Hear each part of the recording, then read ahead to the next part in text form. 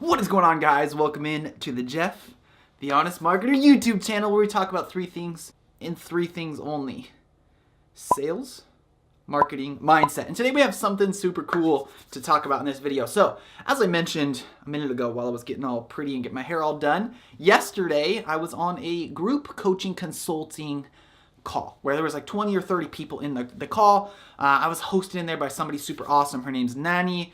She does a young entrepreneur. When I say young, I don't mean young in age. I mean young and hustler, like young in mind, young and I'm not ready to, oh wait, that's the YPR. Anyways, she hosts a young person group where these people come together. They want to be successful. They want to win. They want to have more. They're looking to grow. It's just a hustler group where they just have little businesses or they're looking to start a business, whatever. And there was 25, 30 people in the group, maybe less, maybe more, who knows. And I was blessed to speak in that group, and there was tons of different people in that group: real estate agents, network marketing agents, solar companies, just getting started, eyeglass company. It was absolutely incredible. So I got to go in there, give like a short little keynote, talk for 15, 20 minutes to the group. It was super cool. And then it transitioned to something that I absolutely love. Because you see, I know one thing for certain: when it comes to marketing and when you want to impact people, there's a rule. And you've heard me say it. There's a rule, and you've heard me say it several times throughout this YouTube channel, but I'm going to say it again and build upon the idea for you guys real quick. And that rule is simple: when you're speaking to everybody, you're speaking to nobody, right? Because everybody's a little bit different spot in their life, and I know when I'm creating YouTube videos and all of these kind of things, I have to kind of speak to everybody a little bit. But when you get the chance and you can kind of narrow in and focus in and speak directly to one person, to their problems, to their pains, to their things, it resonates deeper inside of themselves. It's more impactful. It's more real, right? Because you're speaking directly to them. And when it comes to marketing, when you speak directly to them, what happens to the person on the other side of the camera, on the other side of the conversation, on the other side of the YouTube video when you're speaking directly to that one person, right? They resonate deeper with your content. They feel like you understand them deeper with their content, and it helps them. It's more impactful, right? You might impact less people total, but you'll make a deeper, lasting impact. Where am I going with this? It's simple, right? Eventually, that keynote that I was giving where I was speaking to everybody in the group transitioned, because I don't like to do public speaking or just lay down a keynote conversation and just teach to a crowd. My favorite way of doing public speaking or helping a group is doing a little bit and then transitioning it into a Q&A, right? Q&A, because then I'm speaking directly to one person. And the whole group went a whole round table. Tons of people asked me tons of questions. But what happened is one person in this group asked me an incredible question. And that question was, Jeff, why aren't my Facebook ads converting? Do you have any tips for me to help me be more successful when it comes to Facebook ads? Now, I'm going to tell you the story of what he's doing, build upon it as we go through. And fun fact, while I was scrolling through Facebook today, I have an incredible example of somebody that is doing just that. So if you guys stay to the end of this video, I'm going to show you a Facebook ad that is not mine, that I'm not affiliated with, that I have no idea who the company is or where the company's at, but it popped up in my feed that shows the exact point. Absolutely amazing. So, what was the question that was asked of me? Obviously, how can I be better at Facebook ads? Now, let's build upon that. This guy was in the tech space, right? He's a computer tech repair. He does like computer maintenance, goes out there and does workstation upgrades, printer repairs, all these things, right? And his product and his service is basically needed by everybody, right? Everybody nowadays in small businesses have computers. They all have workstations. They all have printers. They all run off technology. And so it's a good business for him to be in. And what he's doing, right, he's targeting small businesses, right? And he's like, but Jeff, I'm creating small businesses, ads and content and all that stuff relative to small businesses, but I'm not growing as fast as I want to. Do you see what's happening here? All small businesses need computer work, but small businesses, you're speaking to a big spectrum of small businesses. Individual or each small business, right? What is a small business? In the category of small businesses, like I said, it was a huge category. There's tons of different subcategories, right? A small business can be a franchise. It can be a barber shop. It can be a restaurant. It can be a mom and pop restaurant. It can be an insurance agency. It can be a real estate agency. It could be, a taco shop. It could be a taco truck. It could be anything. Tons of different spectrums. And underneath each one of those businesses, each business has a different problem, a different need, a different story that will resonate with them. Right? So where I went with this is that he's targeting a small niche of small businesses, but he's targeting everybody in that small business. He's not narrow focused enough. And so my advice for him was, so if you want to be successful in Facebook ads, pick a category, a very hyper-targeted small niche category. Go after barbershops, go after real estate agents, go after insurance agents, go after one small niche. Now, why? Because what I said earlier, when you're speaking to everybody, you're speaking to nobody.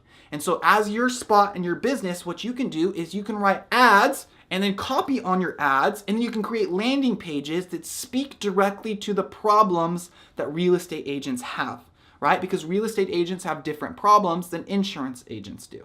Right? And so say you want to go help out real estate agents. Now you can talk about how they're going to lose listings, or they're going to lose interest, or they're going to lose leads, or whatever. And you can write super hyper targeted copy, ad copy. You can write a super hyper targeted lead conversion page based on that super hyper targeted market. Does that make sense? You're pushing through the noise. On this online internet space, it is so loud. Everybody out there is creating content. Everybody out there is running Facebook ads. Everybody out there is just blasting information out at the speed of seconds. So we're getting information overload, and we're not we're putting up our mental filters, and we're not seeing what we should be seeing. And so when it's vague and it's not speaking directly to me, we throw it away. Does that make sense? Let's relate to how that means to you. All right, so that was the advice I gave to him. So more than likely, okay, you're an insurance agent, you're a real estate agent, you're a network marketing agent, a sales guy, somebody working off of leads, right? Because that's who this YouTube channel is really for. It's for people that are looking to generate leads and all that kind of stuff. That's my market. So I know that you're more than likely in that space, or you're a young entrepreneur that resonates with me and what I'm doing. So being that said, that came out wrong. It's supposed to be that being said, whoopsies. That being said, how can this core theory work for you? All right. So when you're getting started, your whole goal of watching this video is to figure out how to get more leads, more clients, more sales. Now, that doesn't mean you need to go out there and start Facebook ads. That doesn't mean you need to go out there and start paid advertisements. That doesn't mean you need to go buy billboards and speak directly to one person. You totally can, but you don't have to. What you need to do first, before you do all those things, is get very clear on a market that you want to go after, a very specific market. And every chance you get, try to niche down and niche down and niche down. Because more than likely you're a small business. You don't have the marketing budget to market to everybody and be loud enough to grab that big amount of fish, right? You're a small business trying to win. And so how do you win as a small business in this loud space? You have to go very narrow focused for a little while. Now, a lot of people, when I tell them that, are afraid that they're going to get pigeonholed. I don't want to get known as the insurance agent guy. I don't want to be known as, the Subway guy. Not sponsored by Subway, not affiliated with them, but probably I'm going to eat a sandwich for lunch now. Back to this. You don't want to be known as the Subway guy. You don't want to be known as that very specific niche. You see what I'm saying here? So they're scared for in that. But here's the thing. You won't get pigeonholed. For a little bit while your company's small and your business is small, right? That's cool if you get pigeonholed for now, right? You go there, what's the worst that's going to happen? You're going to just get a ton of leads from everybody in that space. So you become known the insurance guy for today, tomorrow, the next week. And now since you're good at insurance, everybody's referring you as their tech guy or your contractor of choice or whatever your small business is of that guy. Does that make sense? So if you're in insurance, you want to go after whatever niche you are. You're going to go after the tire companies. You're going to go after every Jiffy Lube on the planet to go after them for a little while, right? And get good at talking to them, because then you can figure out and you get very good at knowing what they want. You get very good at knowing what they need. You get very good at understanding and speaking directly to them. You learn their lingo. You learn their pains. You learn their problems. You learn their needs. Then, as you start to grow, you can scale outwards. You can pick new niches. You can add on new things, okay? And then you can start to scale faster because this niche, what starts to happen is they start to give you referrals. They start to give you leads. And everybody knows as a sales guy that warm referrals convert 3 times, 4 times, 10 times better than a cold lead does, right? So what happens, right? You now got a super targeted niche you're pigeonholed. No, you're not. You hire somebody to handle that pigeonhole.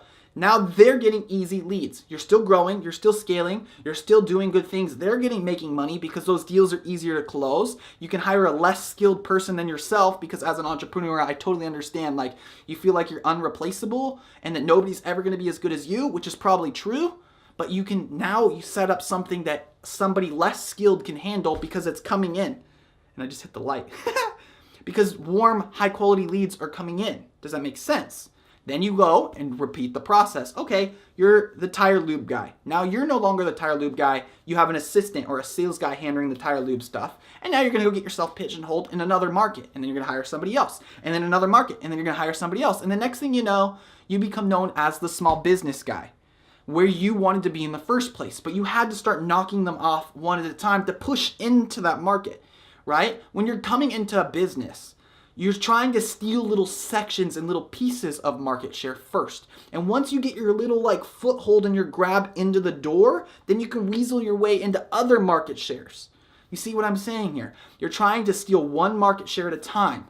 But when you're speaking to everybody, you're just trying to scoop up all the market share and it doesn't work. Right? A good example of this is energy drinks. If you're familiar with energy drinks, this is not the example I was telling you about a second ago. This is a second example. So stay tuned to the end where I'm going to pull up a picture here in a second and show you the Facebook ad and actually how to do this. But back to the story. So energy drinks are a great example of this. What are the big brands in energy drinks? Monster, Red Bull. They have a massive market share in that space. But what happened? About a year ago, maybe 2 years ago, not exactly sure the exact date, a new player came onto the field. Because, dude, it's a high profit margin, all that kind of stuff. And this new player is basically very similar to Red Bull and Monster. Same sugar content, very similar thing. I don't know about same sugar content, but very similar marketing, very similar plan, very similar product. A product called Bang. And it's a great example because Bang is what? It is marketed towards the fitness space. It's got creatine in it. It's designed to be a pre-workout and all these kind of things. And so they took a very hyper-targeted niche, right, and created their own little space so they can slowly start to steal market share from Red Bull and Monster. Incredible.